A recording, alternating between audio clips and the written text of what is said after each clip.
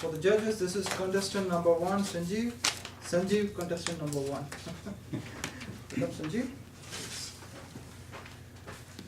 Thank you, Mr. Chair and Patrick, for the excellent speech.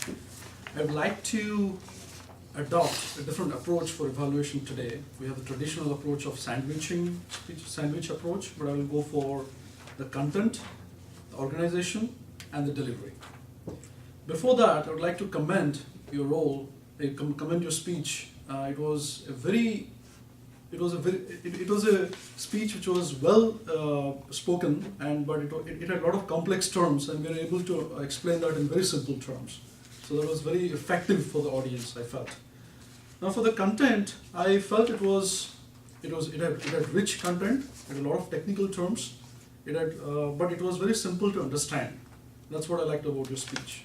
You started with 12 companies, and then it went on to 30, and where we stand today regarding statistics, chronology, and so on. So the content was very rich.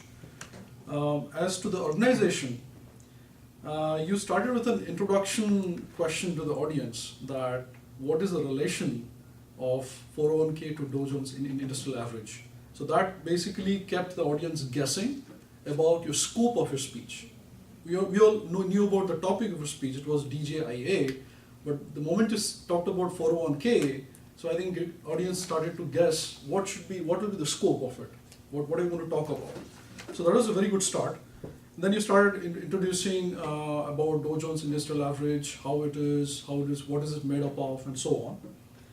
And in the body was like you cited a lot of examples, like how we're doing right now in American industry, and what are the companies that comprises Dow, and so on.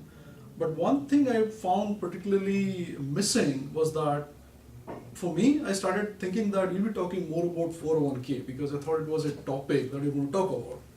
But you mentioned about 401k and the relation between 401k and the DJIA right at the conclusion part, towards the end.